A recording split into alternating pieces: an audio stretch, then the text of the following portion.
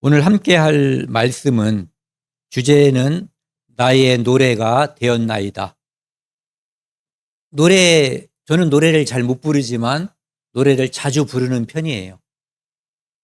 네, 수시로 노래를 부르거든요. 누가 들으면 좀 곤란하지만 아무것도 안 맞으니까 심지어는 가사도 자주 틀리더라고요. 그런데 자주 나와요. 흥얼거리기도 하고 음정, 박자 다 안 맞지만 찬송가도 자주 부르는 편이거든요.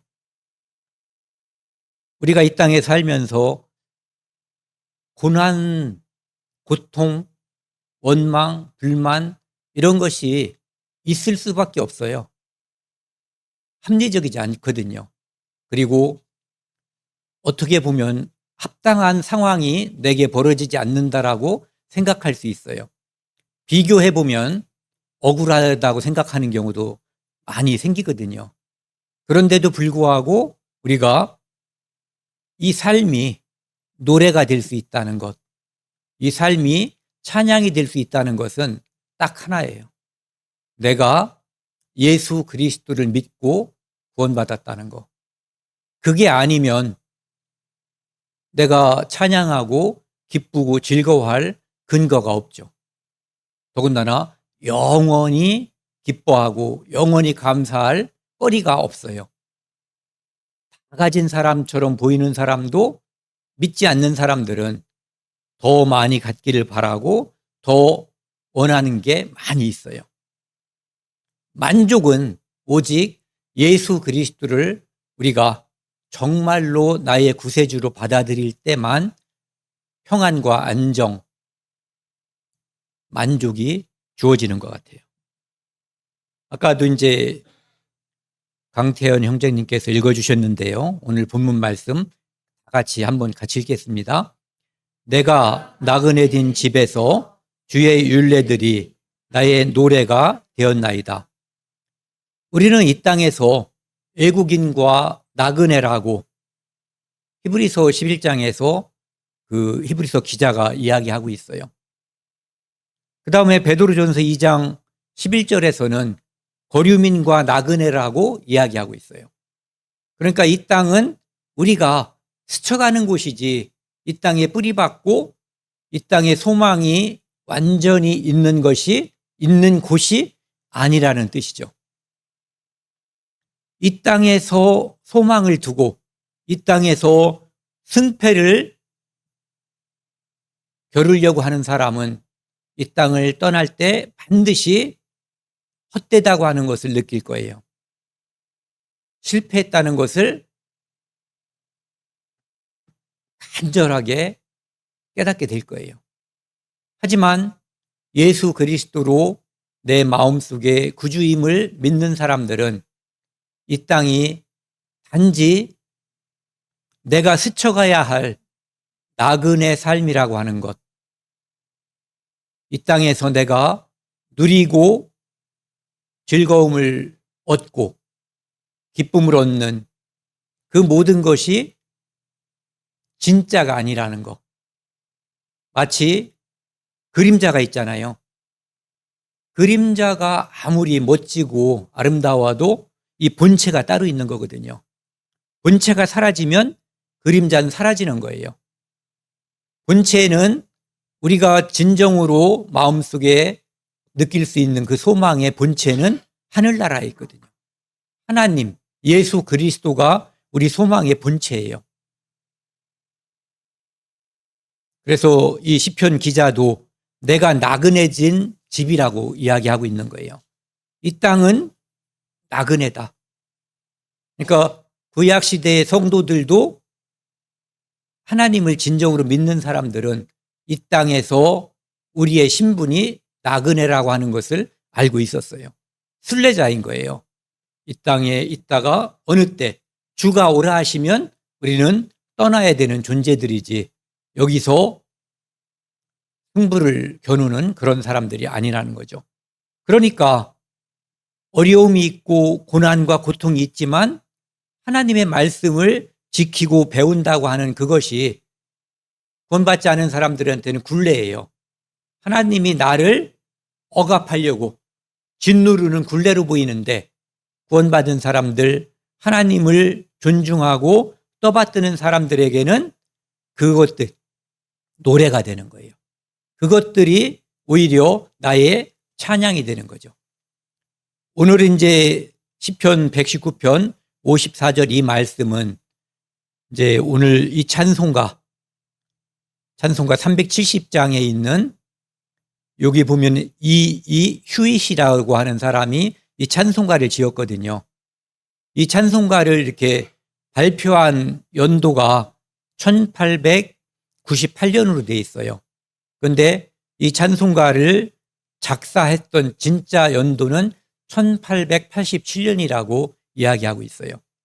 이 작가가 이런 찬송가의 가사를 지을 때 성경 말씀에서 오늘 본문 말씀을 보고 착안을 해서 이 찬송가 가사를 쭉 짓게 된 거예요.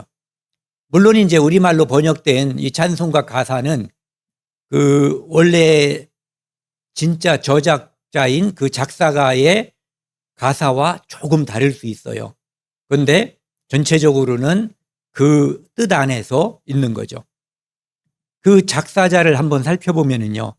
엘리자 에드먼드 휴잇, 그래서 이 휴잇이에요. 1851년에 태어나서 1920년도에 주님의 부름을 받은 성도예요. 미국 필라델피아에서 1951년에 태어났고요. 학교 교사였는데 불량 학생을 지도하다가 그 불량 학생이 이 교사를 공격해버린 거예요. 여자 선생님을. 그래서 허리를 심하게 다쳤어요. 그래서 병원에 입원해서 똥을 좀 받아내게 되는 그런 상황이 된 거예요. 그래서 겨울철에 입원하고 그 다음 여름이 될 때까지 오랫동안 입원해 있었죠. 그래서 그때 너무너무 화가 나고 원망스럽고 미칠 것만 같았어요. 자기 인생이 이렇게 나락으로 떨어졌다는 것에 대해서. 그래서 나를 공격한 그 학생을 저주하고 원망했고, 그러던 어느 날 그 병원에서 청소하는 사람이 찬송가를 흥얼거리는 소리를 들은 거예요. 뭐가 그렇게 좋아서 흥얼거리냐 물어봤어요.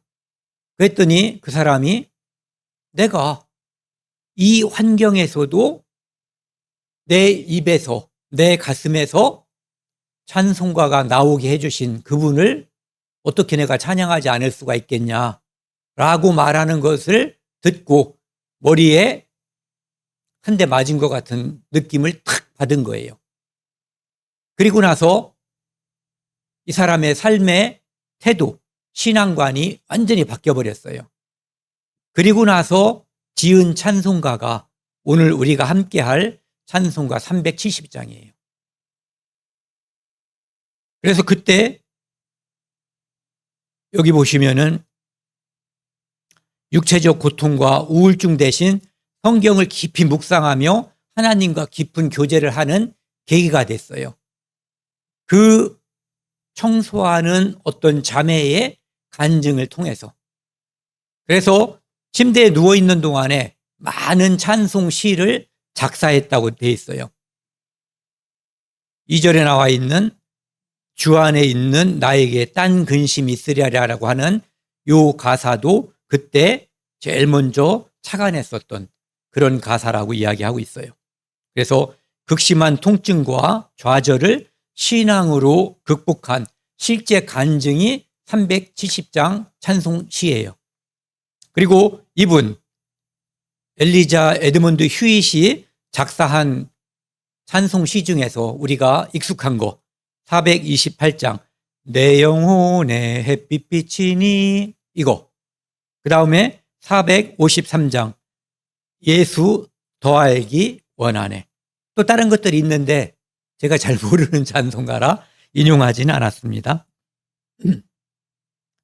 한번 전체적으로 쭉 한번 읽어보고요. 오늘 같이 은혜를 나누도록 하겠습니다. 1절부터 후렴까지 천천히 같이 읽겠습니다. 주 안에 있는 나에게 딴 근심 있으랴. 십자가 밑에 나아가 내 짐을 풀었네. 그 두려움이 변하여 내 기도 되었고 전날의 한숨 변하여 내 노래 되었네. 내 주는 자비하셔서 늘 함께 하시고 내 궁핍함을 아시고 늘 채워주시네. 내 주와 맺은 언약은 영 불변하시니 그 나라 가기까지는 늘 보호하시네. 주님을 찬송하면서 할렐루야 할렐루야 내 앞길 멀고 험해도 나 주님만 따라가리. 내 앞길이 탄탄대로기 때문에 주님을 찬송하고 할렐루야 노래하는 것이 아니라 고난, 고통, 험한 길이 예측된다고 해도, 아니 지금도 그런 길이 내 안에 펼쳐져 있다고 해도 주님만 따라가고 찬양, 찬송할 수 있다는 얘기거든요. 왜? 그분이 우리에게 주신 은혜, 그 구원이 너무너무 크기 때문에. 이 세상에 모든 고난과 고통, 그것을 다 합쳐도, 예를 들어서 바다에다가 이 땅에 있는 모든 산을 다 갈아서 채운다고 하면 바닷물 위로 산이 나올 수 있어요, 없어요? 없어요. 뭐 전에 보니까 그 바다의 평균 깊이가 우리 이제 서해안이나 이런 데는 낮잖아요. 그런데 태평양 이런 데는 깊거든요. 그래서 바다의 평균 깊이가 한 3,000m쯤 된대요. 평균 깊이요. 그런데 이 육지의 평균 높이는 한 1,800m 정도 되는가 봐요. 그래서 이걸 다 갈아 넣어도 지구의 면적, 그러니까 육지의 면적의 한 2.3배 정도가 저기 바다잖아요. 그것을 감안하면은 거의 한 2,000m 정도 이상 깊이가 다시 되는 거죠. 바다를 다 육지를 바다에 다 채워 넣는다고 해도. 그것처럼 우리 안에, 우리 삶에서 주어지는 고난과 고통의 산들을 은혜 안에 다 갈아 넣어도 은혜보다 더 많지는 않은 거예요. 은혜에 파묻힐 수밖에 없어요. 어떤 사람의 어떤 고통이라고 해도. 사도 바울이 우리가 잘 알고 있잖아요. 그 고난과 고통, 그리고 마지막엔 사도 바울은 목 잘려 죽었어요. 그래도 그분이 하나님 안에서 받은 그 은혜를, 나는 고통 때문에 그 은혜를 아무것도 아닌 것으로 여기는 것이 아니라 은혜 때문에, 받은 은혜 때문에 그 삶에서 주어진 고통을 아무것도 아닌 것으로 여겼다라고 말씀하고 있는 거죠. 1절부터 살펴보겠습니다. 주 안에 있는, 제일 중요한 게 이거 같아요. 주 안에 있는. 내가 주 안에 있느냐 아니냐. 그래야만 이 찬송 시에 나머지 가사가 존재하는 거예요. 주 안에 있지 않으면, 내가 구원받지 않았으면, 예수 그리스도의 피가 내 마음속에 믿어지지 않으면 나머지 가사들은 다 무효예요. 그 전제하에 나머지가 우리 안에 우리가 살펴볼 수 있는 거예요. 주 안에 있는 나에게 딴 근심 있으랴. 십자가 밑에 나아가 내 짐을 풀었네. 십자가는 우리가 첫 번째 생각할 때 내 죄를 다 대속하신 예수 그리스도를 떠올릴 수 있어요. 그리고 우리는 살면서 고난과 고통, 여러 가지가 문제가 많이 있어요. 구원은 십자가의 피로 받는데 살면서 얻어지는 나머지 고난과 고통들은 내가 해결하려고 하기 때문에 인생이 쓰리고 고통스러운 거예요.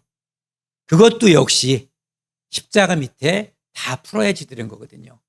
그래야만 내가 믿는 사람인 거예요. 애굽에서 유월절 장자들이 이제 유월절 양을 통해서 구원받잖아요.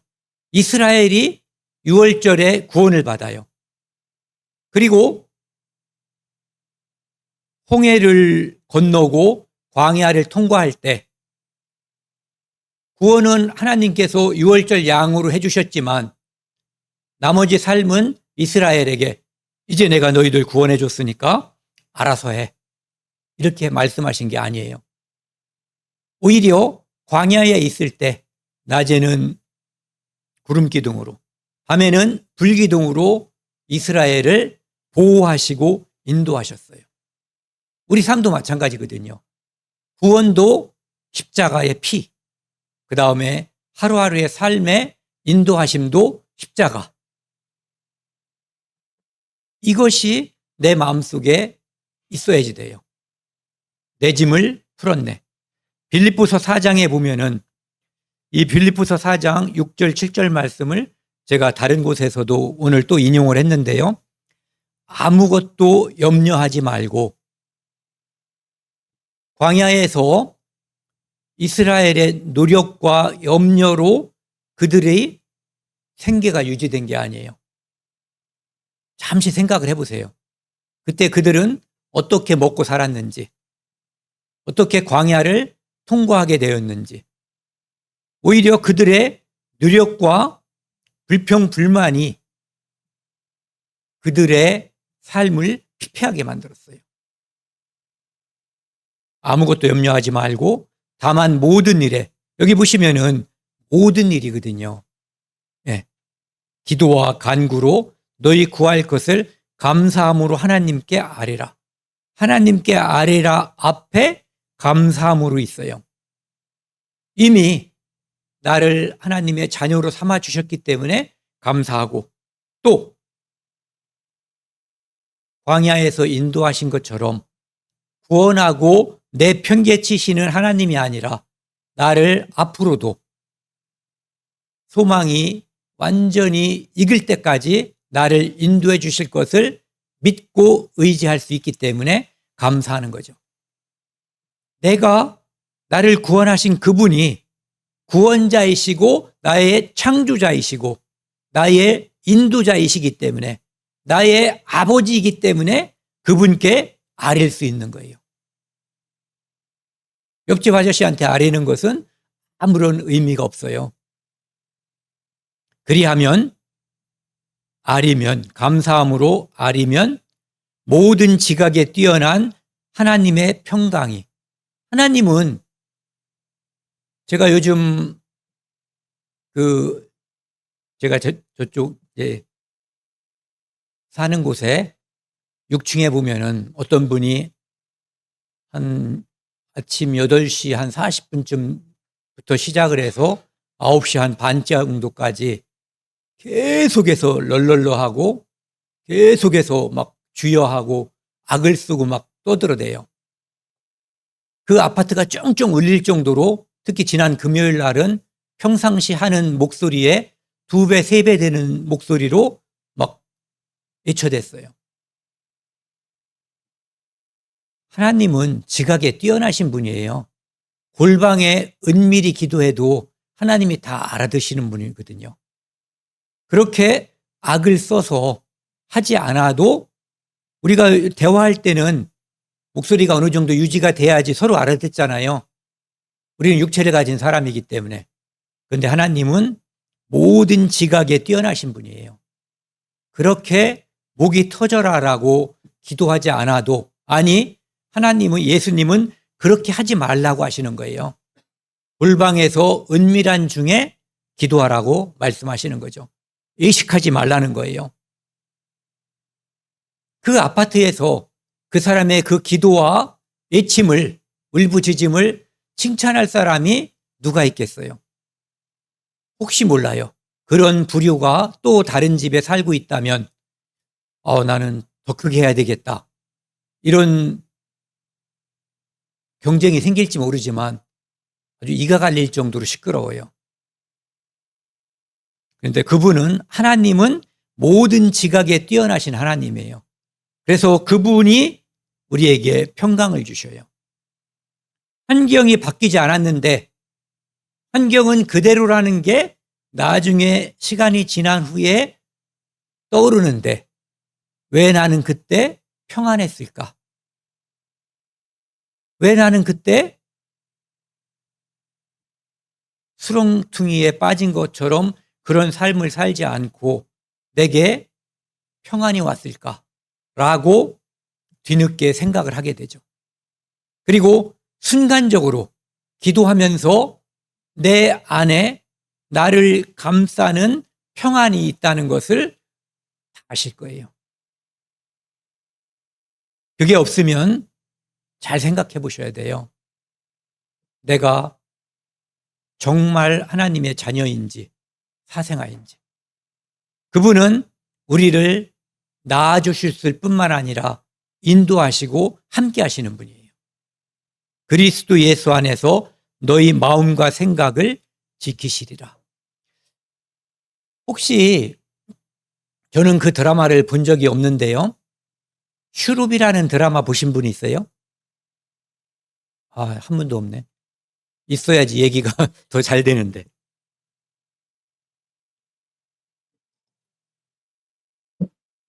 유튜브에서 가끔 뭘 떠서 이렇게 눌러보니까 슈룹이라고 하는 드라마에 어떤 특정 부분이 있는데 그것을 보니까 우리가 잘 생각해 볼 만한 그런 내용이 있어서 그 부분적으로 제가 따왔거든요. 슈룹은 무슨 뜻이냐 하면은 우산이란 뜻이래요. 우산은 비가 오면 나를 비로부터 보호해주고 지켜주는 거잖아요. 그것처럼 내 인생에 슈룹이 필요한 거예요. 어렸을 때는 부모님이 내 인생의 슈룹일 수 있죠. 우산일 수 있어요. 그런데 부모님 가지고는 부족해요. 내 인생을 영원한 소망의 나라인 하늘나라까지 영원히 인도하고 보호해줄 슈룹이 필요한 거예요. 그분이 바로 예수 그리스도예요. 이 드라마를 잠깐 한번 같이 보세요. 여인을 겁탈한 것으로도 모자라 음해하고 모욕하고. 이년이 미쳤나? 뭐들 하느냐? 멈춰라! 중전 봐봐. 괜찮으시옵니까? 중전 봐봐. 어찌할까요? 내 주상전에게 주청을 올려 제대로 한번 시시비비를 가려볼까요? 좋아지가 좋습니다. 용서하십시오, 중전 봐봐. 되었습니다. 용서를 빌 대상은 내가 아니지요. 내가 잘못했다. 내가 너를 겁탈한 것도 모자라 모든 책임을 뒤집어 씌웠느니라. 어디 용서해다오. 중전마마, 충분히 위로가 되었으니 이제 그만하시길 간청드리옵니다. 마마께서 떠나시면 이년의 삶은 더 가혹해질지도 모르옵니다. 내 이미 너의 인생에 끼어들었다.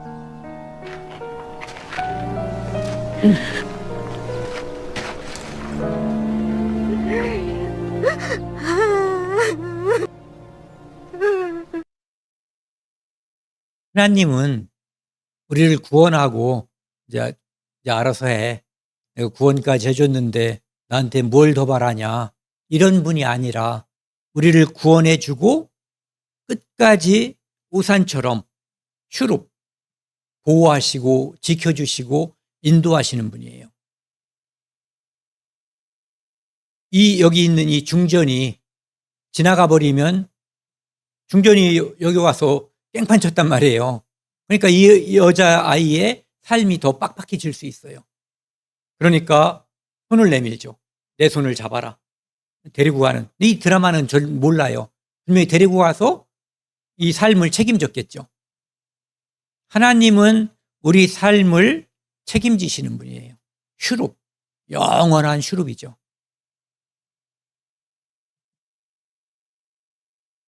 수고하고 무거운 짐진 자들아. 우리의 짐은 첫 번째는 죄의 짐이에요. 이것이 해결되지 않으면 부자 아버지, 잘난 아버지 만나서 다른 모든 짐을 다 해결해 준다고 해도 그 삶이 성공적이라고 볼 수가 없어요. 죄 짐이 먼저 해결돼야 돼요.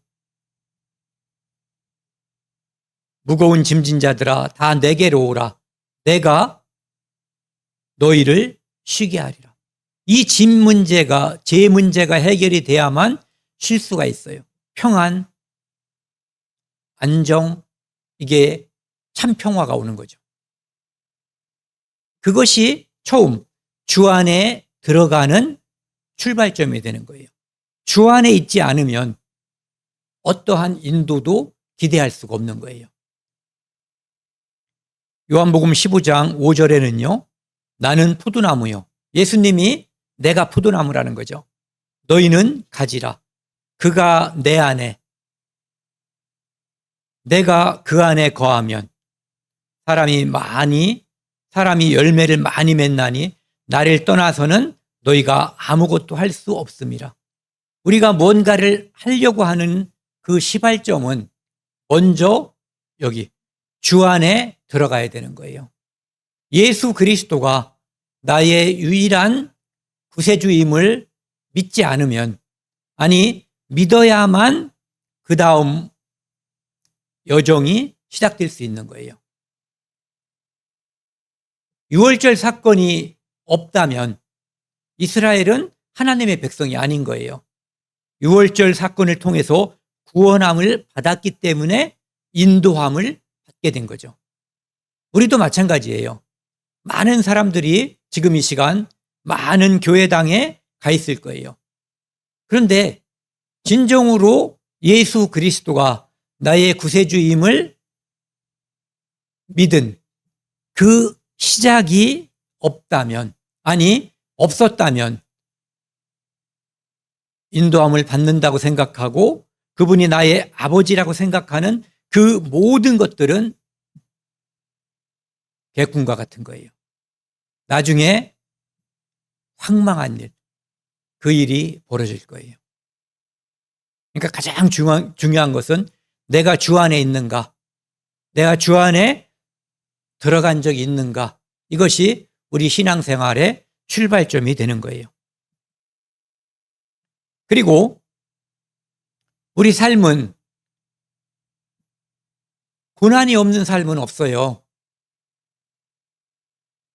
여러분들 이 땅에서 누가 부러우세요? 전에 우리 어머님은 이병철, 김건희, 또 누구, 김건희라고 하면 안 되지. 이건희지. 그 다음에 그 아들 이재용 부럽다고 하시는데, 그들도요 분명히 고난과 환난이 있어요. 그 많은 직원들을 매달 꼬박꼬박 월급을 주고 뭐 여러 가지 하려면 일반인들이 생각할 수 없는 고난과 고통, 두통이 있을 거예요. 그런데 누구에게나 있는 거예요. 구원받은 사람이든 아니든. 그런데 문제가 그것은 잠시 받는 거라는 거죠. 구원받은 사람에게는 잠시예요. 잠시 받는 환난에 경한 것이. 좀 보세요. 잠시라고 했고 경하다고 했거든요. 이 땅은 영원하지 않기 때문에 잠시인 것이고, 우리에게 주어질 영원한 것이 너무너무 대단한 것이 기다리고 있기 때문에 경한 것이라고 하는 거예요. 이것을 우리가 믿기 때문에 고난을 기쁨으로, 감사함으로 받아들일 수가 있는 거예요. 그것을 하나님께서, 예수님께서 우리에게 약속해 주시 않았다면, 그 약속이 우리에게 없었다면 우리도 역시 고통 속에 사는 거예요. 왜? 소망이 없으니까요. 소망이 지금은 있어요. 그런데 그 약속을 안 해주셨다면 죽고 났더니 깜짝 놀랄 세상이 펼쳐지는 거예요. 그런데 우리는 이미 알고 있죠. 그 세상이 우리에게 이미 주어졌음을 알고 있는 거예요. 지극히 크고 영원한 영광에 중한 것을 우리에게 이루게 함이라고 말씀하시는 거예요. 이게 우리에게 약속되어 있는 거예요. 그러니까 앞에 거 잠시 받는 환난이 경한 것이라고 느낄 수 있는 거죠. 그래서 로마서 8장 18절에는요. 현재의 고난은 장차 우리에게 나타날 영광과 비교할 수 없도다. 기간으로 따지면 우리 삶의 기간이 그냥 기분 좋으니까 한 200년으로 하죠 뭐. 제가 200년 살 가능성은 없겠지만 어쨌든 200년쯤 하고 영원한 것에 비하면 200년은 점을 찍을 수도 없는 그런 찰나에 불과한 거예요. 그래서 장차 우리에게 나타날 영광과 비교, 세발의 피라는 거죠. 그것이 대단하다는 거예요. 그러니까 자다가도 웃을 수 있는 거예요. 일부러 웃는 게 아니에요. 자다가 그 소망 때문에 그 소망에 관한 꿈을 꾸게 되고 그 꿈 때문에 꿈 안에서 우리는 기뻐서 웃게 되는 거죠. 즐거워하는 거예요. 아기는 엄마 뱃속에서 자기의 노력과 고난으로 무엇을 공급받는 게 아니에요. 일방적으로 공급받죠. 엄마를 통해서. 생명도 부모를 통해서 일방적으로 받고 그 안에서 자라나는 것도 일방적인 거예요. 이 아이의 노력은 아무것도 없어요. 엄마 품에 있는 아기가 여러분들 우리 다 이때 기억이 안 나요. 하지만 미루어 짐작할 수 있어요. 저 때가 엄마한테나 자식한테나 가장 기쁘고 즐거웠을 때라는 거. 조금 지나면은 이것이 속썩이고 화나게 하는 것도 있단 말이에요. 엄마도 자식에게 화나게 하고 그럴 수도 있어요. 그런데 이때는 서로에게 만족하고 기쁨과 즐거움을 주죠. 아기의 노력이 아니라 일방적인 보호와 지켜줌, 이거에 의해서 우리가 살아가는 거예요.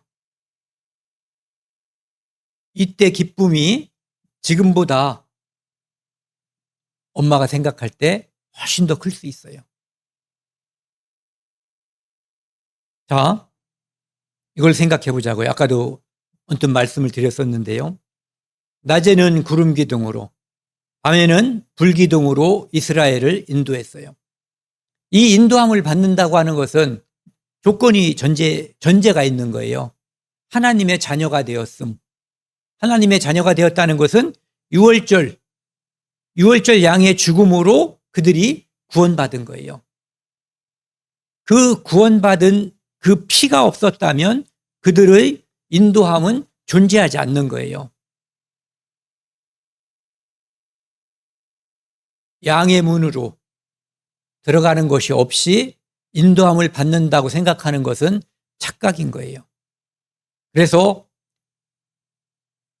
이 성막에서도 이 동쪽에 있는 문으로 들어가는 것이고 나머지 이쪽으로 넘어 들어가는 것은 예수님께서 요한복음 10장에서 강도요, 도적, 절도요, 강도, 그것은 하나님께서 인정하지 않는 거예요. 문으로 들어가야지 돼요.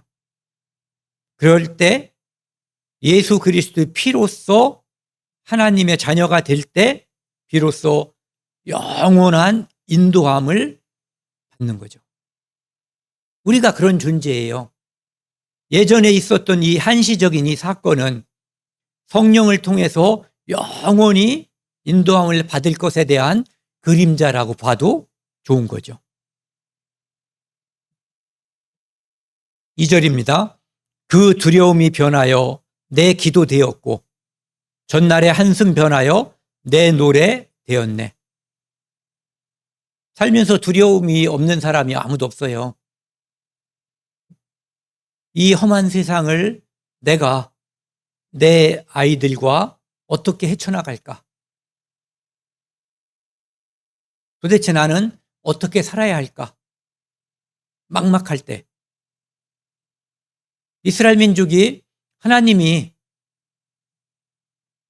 유월절 양의 죽음으로 구원하고 홍해를 통과해서 그러면은 그 다음에 꽃 피고 새우는 낙원으로 인도해야지 되는데 광야로 인도하셨어요.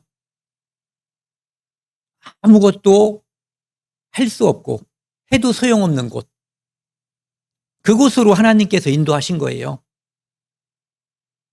그들이 할 수 있는 것은 오직 하나님께서 인도하심에 순응하는, 순종하는 그것만이 필요했어요. 거기서 농사를 지으려는 시도도 또 어떠한 시도도 아무런 의미가 없는 거예요. 이곳에서 무슨 농사를 짓겠어요? 그리고 누가 부지런하고 샘을 파서 물이 나왔다고 쳐도 텐트 걷어 그러면은 바로 출발해야지 되는데 언제 떠날지 모르는데 농사는 또 무슨 농사예요. 그냥 하나님께서 주시는 것을 받고 그분이 하라는 대로 순종하는 삶. 그것이 그들에게 주어진 삶의 전부예요. 그것을 우리가 하나님께서 출애굽기에 민수기에 신명기에 기록한 이유는 레위기에 교회라고 하는 것을 통해서 예수 그리스도를 통해서 구원받은 성도의 삶도 그와 다르지 않다는 것을 보여주는 거죠. 구원받는 것도 하나님의 은혜고 구원받은 후에 살아가는 삶도 하나님의 은혜 속에 있다는 것을 알지 않으면 그것을 믿지 않으면 그 삶은 고달퍼지는 거예요. 그래서 그들의 어떤 사람은 광야에서 원망했죠. 불뱀이 나오게 된 계기가 원망 때문이에요. 또 원망했기 때문에 하나님께서 물을 바위를 통해서 바위를 터쳐서 물을 주셨지만 두 형제 모세와 아론은 가나안 땅에 들어갈 수 없는 일이 생겼던 거예요. 그들은 하나님께 영광을 돌리는 대신에 화를 냈죠. 왜? 마치 자기들이 하나님을 대신해서 물을 내는 존재인 것처럼 착각할 수 있어요. 교회에서도 마찬가지죠. 어떤 일이 꽤 바람직한 일이 벌어지면 지가 영광을 받으려고 하는 존재들이 또 누군가가 그 사람을 칭송하면 그 사람이 어깨가 올라가는 일이 벌어질 수 있는 거예요. 헤로드 왕이 꽤 그럴듯한 목소리를 냈을 때 사람들이 이것은 신의 목소리라고 했는데 그때 이것은 하나님께서 내게 주신 영광이다라고 말하지 않고 어깨가 으쓱했기 때문에 벌레 먹어 죽게 된 거예요. 어쨌든 우리 삶도 이런 상황이라고 하는 것을 알아야지 돼요. 이것을 알면 하나님을 의지하는 거고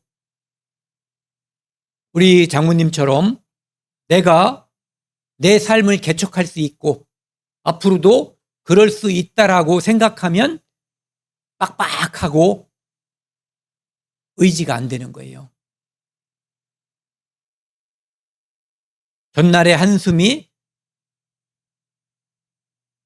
구원을 통해서 인도함을 믿으면 구원을 믿으면 노래가 되는 거예요. 두려움이 기도가 되고 노래가 되는 계기는 은혜 때문이지 내 노력의 성취 때문이 아니에요. 자, 이게 그것인지는 몰라요. 그렇다고 말하는 사람들도 있고 아닐 수도 있어요. 광야에서 사방에 어떤 오아시스, 물이 없었어요. 그때 하나님께서는 정말 불가능한 것을 가능하게 해주시죠. 이 바위를 치면 물이 나온다라고. 여러분 이거 치겠어요?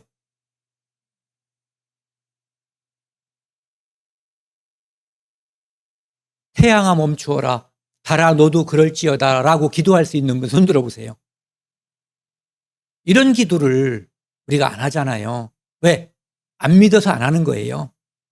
아마 여기서도 우리에게 이 바위를 치라고 했으면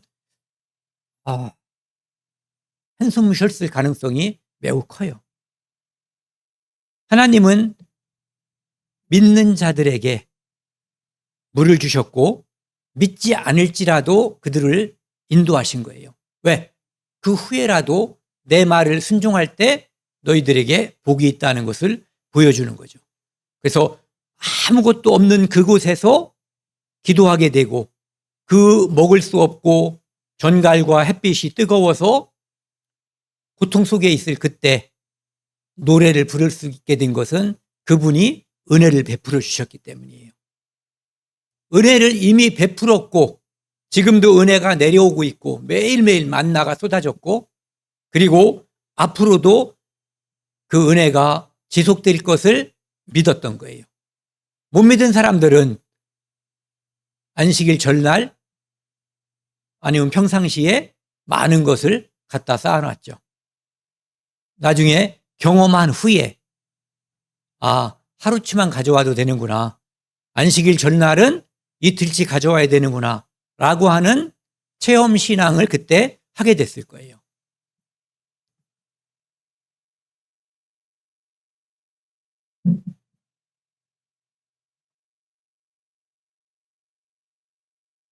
내가 두려워하는 날에는 내가 주를 의지하리이다.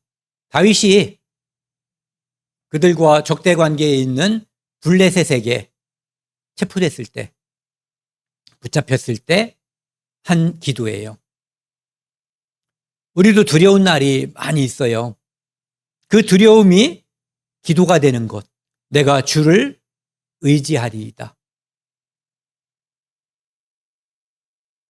아까 슈룹에서 봤던 것처럼 하나님은 우리를 구원할 뿐만 아니라 인도하시는 분이에요. 그것을 잊으면 내 삶은 빡빡해지는 거예요. 아까 그 종이 그러죠. 이제 충분히 위로가 됐으니까 떠나달라고. 여기서 계속 깽판 치시면 제 삶이 더 어려워진다고. 왜? 당연하잖아요. 당장은 구원해 왔는데 가버리면은 밑보일 거 아니에요. 그러니까 나는 네 삶에 이미 개입했다. 데리고 가죠. 인도하시는 거예요. 시편 30편 이것도 이제 다윗이 극심한 고통 중에 있을 때 주께서 나의 슬픔이 변하여 내게 춤이 되게 하시며 나의 배옷은 뭐예요? 슬픔이 있을 때, 장사 치를 때 그때 입는 옷이에요. 배옷을 벗기고 기쁨으로 띠띠우셨나이다.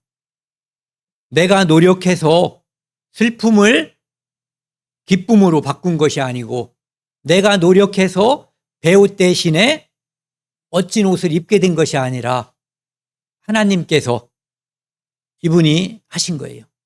주께서 하신 거예요. 우리도 이 인도하심과 보호하심이 그대로 이어지는 거예요. 그런 말 하죠. 말 다 해놓고 믿든지 말든지. 믿는 사람에게는 그것이 따를 것이고 믿지 않는 사람에게는 앞으로도 계속 내가 다 해야지 되는 거예요. 아까 말씀드린 것처럼 빌립보서 4장 말씀이요. 6절, 7절 의미를 생각하면서 또 내게 주어졌던 어떤 상황을 내가 기도로 하나님께 위로받았던 그 장면을 생각하면서 천천히 한번 같이 읽겠습니다. 아무것도 염려하지 말고 다만 모든 일에 기도와 간구로 너희 구할 것을 감사함으로 하나님께 아뢰라. 그리하면 모든 지각에 뛰어난 하나님의 평강이 그리스도 예수 안에서 너희 마음과 생각을 지키시리라. 경험하면 또 하게 되는 거고 아직 경험이 없으면 빨리 경험을 하셔야지 돼요. 대신할 수 없는 거예요.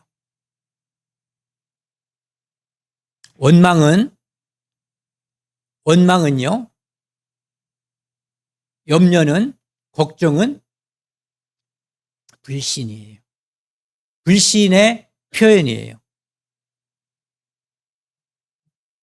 3절입니다. 내 주는 자비하셔서 늘 함께 계시고 내 궁핍함을 아시고 늘 채워주시네.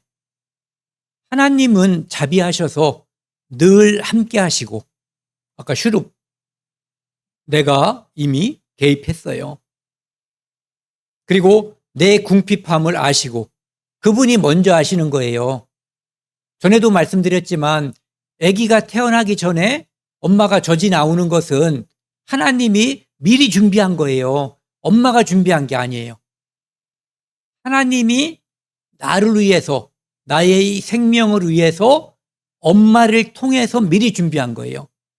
우리 모두 그 은혜를 맛보고 이 땅에서 엄마 젖을 먹고 성장하고 살아난 사람들이에요. 그 은혜의 산 증인이에요. 뿐만 아니라 하나님께서 주시는 그 말씀으로 하루하루를 버티고 기도하고 살아나고 있는 산 증인들인 거예요. 이사야 49장 15절 말씀 보면은요, 여인이 어찌 젖 먹는 자식을 잊겠으며 자기 태에서 난 아들을 긍휼히 불쌍히 여기지 않겠느냐. 그들은 혹시 잊을지라도, 엄마 중에는 나쁜 엄마도 가끔 있어요. 나는 너를 잊지 아니할 것이라. 하나님은 위대하시고 절대 우리를 방치하지 않는 그런 진짜 엄마, 진짜 아버지, 좋은 엄마인 거예요. 하나님은. 마태복음 6장 32절 같이 읽겠습니다. 이는 다 이방인들이 구하는 것이라. 너희 하늘 아버지께서 이 모든 것이 너희에게 있어야 할 줄을 아시느니라. 우리에게 필요한 것을 하나님이 더 잘 아셔요. 그래서 준비하는 거죠. 우리는 내가 준비했다고 생각하고 있어요. 이런 말을 자주 하는 부모님들이 있어요. 내가 너희들을 어떻게 키웠는데, 내가 너희들을 어떻게 키운 줄 아냐? 하나님의 은혜가 없었다면 그 모든 노력이 과연 성공했을까요? 택도 없는 거예요. 그 헌신을 우습게 여기자는 뜻이 아니에요.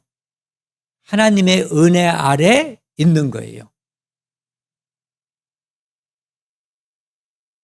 그래서 내 노력이 헛되지 않게 된 것도, 그것도 역시 하나님의 은혜 아래 있었기 때문인 거죠.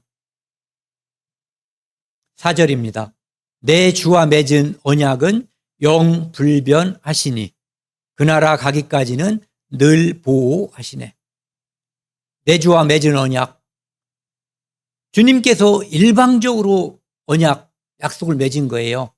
우리하고 상의하지 않으셨어요.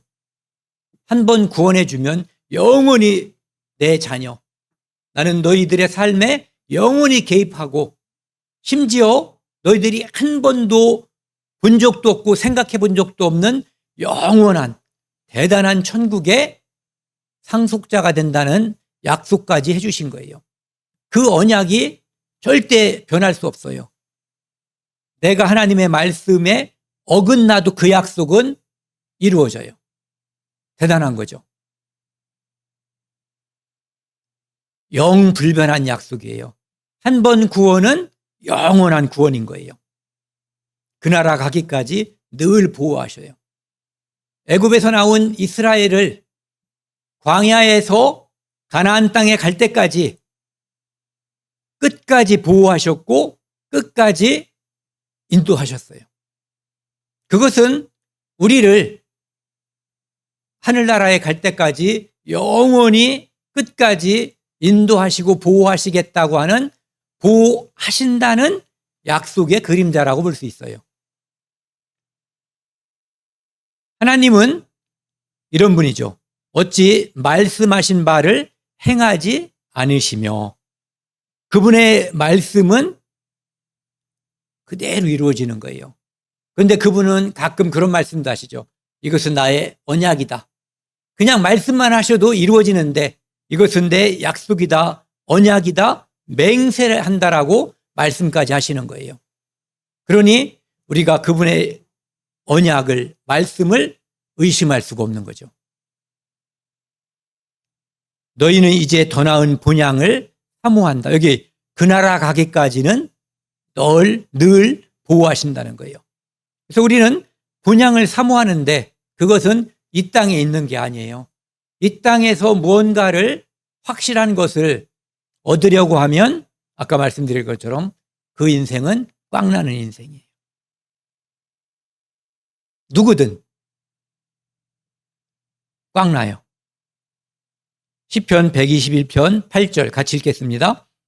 여호와께서 너희의 출입을 지금부터 영원까지 지키시리로다. 사람은 언행일치하는 사람이 가끔 있을 것 같지만 실제로는 다 못해요, 사람은. 그런데 훌륭한 사람이 있어도 다 못하잖아요. 왜? 능력의 한계가 있어요. 내가 너를 사랑한다 하지만 끝까지 영원히 사랑하지 못해요. 죽으니까. 마음이 진심이라고 해도. 그런데 하나님은 지금부터 영원까지 지키신다는 거예요. 그 그림자가 낮에는 구름 기둥으로, 밤에는 불 기둥으로 이스라엘을 완전한 불모지 광야에서 그들을 아무런 부족함이 없이 인도하신 거예요. 젖과 꿀이 흐르는 가나안 땅에. 우리를 이 광야와 같은 이 땅에서 영원한 천국으로 이끄신다는 그 약속이 확실함을 이 그림자를 통해서 보여주시는 거죠. 확실한 거예요. 그리스도인들이 정신병자라고 생각하는 사람들 많아요. 누가 정신병자냐면은 그 사람들이 정신병자예요. 저는 예전에 그리스도인들 정신병자인 줄 알았어요. 그런데 저는 제가 그렇게 생각해요. 지금은 광신도가 되어야 된다. 이상한 짓을 하는 광신도가 아니라 성경을 철저하게 믿고 의지하는 좋은 의미의 광신도를 말하는 거예요. 아무 데서나 소리 지르고 아까 제가 예를 들었던 그 사람 같은 광신도가 아니라 정말 주님을 믿고 진짜 의지하는 그러한 신자가 돼야지 되는 거죠. 그 보호하심과 인도하심에 맡기는 삶, 그가 광신도예요. 후렴입니다. 같이 읽겠습니다. 후렴 좀요. 주님을 찬송하면서 할렐루야 내 앞길 멀고 험해도 나 주님만 따라가리. 그 고난과 고통, 그런데도 불구하고 할렐루야 주를 찬양한다는 거예요. 주를 찬양하라. 주를 찬양하라. 왜? 내 앞길 멀고 험해도 나 주님만 따라가리. 왜? 거기에 답이 있으니까. 요한복음 8장 32절에요. 진리를 알지니 진리가 너희를 자유케 하리라. 죄로부터 자유, 속박으로부터 자유, 고통으로부터 자유, 모든 억압으로부터의 자유를 주시는 분이 예수 그리스도예요. 진리가 너희를 자유케 하는 거예요. 요한복음 14장 6절에 내가 곧 길이요 진리요 생명이라고 하셨어요. 그분이 진리인 거예요. 그러니까 내가 진리를 알지니 진리가 너희를 자유케 한다는 것은 예수 그리스도를 알면, 예수 그리스도를 믿으면 자유케 된다는 거예요. 그분을 확실히 믿는 사람은 깜빵에 가 있어도 이렇게 하나님을 찬송할 수 있어요. 그리고 생명으로 인도하는 문은 좁고 길이 협착하여 찾는 이가 적음이라. 이 땅에서 어떤 사람들은 험한 길을 택하지 않고 넓고 평탄한 길을 택해요. 좁은 길을 택하라고 예수님께서 말씀하셨어요. 좁은 길은 은혜의 길이에요. 넓은 길은, 활짝 열려있는 넓은 길은 내가 할 수 있다. 나도 할 수 있다. 생명으로 인도하는 문은 좁아요. 찾는 이가 적어요. 그러니까 구원받는 사람이 적다라고 얘기한 거예요. 왜? 진리가 아닌 넓고 평탄한 길을 사람들이 더 찾는 거예요. 시편 23편 4절 말씀 같이 읽겠습니다. 내가 사망의 음침한 골짜기로 다닐지라도 해를 두려워하지 않을 것은 주께서 나와 함께 하심이라. 그분은 나를 구원하시고 늘 함께 하시는 거예요. 이게 그분이 우리에게 하신 약속이에요. 아까 슈룹. 그분은 우리에게 완전한 우산을, 완전한 지켜주심과 보호하심을 제공하신 분이에요. 언제까지? 영원히.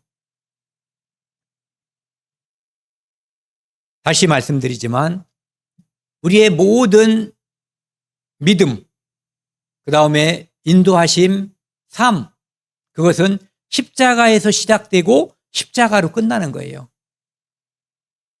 영원한 구원도 십자가에서, 그 다음에 우리 하루하루의 삶에 짐을 맡기고 믿고 의지함도, 인도하심을 바라는 것도 십자가예요.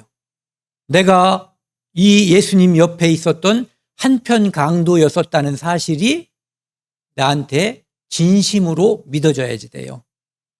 그래야 그때부터 나는 인도함을 받고 그분께 믿고 맡기는 거예요. 다시 오늘 주제 말씀 읽고 마치겠습니다. 내가 나그네 된 집에서 주의 율례들이 나의 노래가 되었나이다. 이 휴잇, 이 작사가처럼, 작사가는 이 성경 말씀 시편 119편 54절을 보고 오늘 그 가사들을 작사한 거예요. 힘들고 고통 속에 있을 때, 절망과 원망, 저주 속에 있을 때 그는 한 청소하는 성도의 간증을 통해서 그 삶이, 환경은 변하지 않았는데 그의 저주가 노래가 되었어요. 우리에게도 이런 삶이 주어지기를, 그리고 우리 삶이 이렇게 되기를 기도합니다. 마치겠습니다.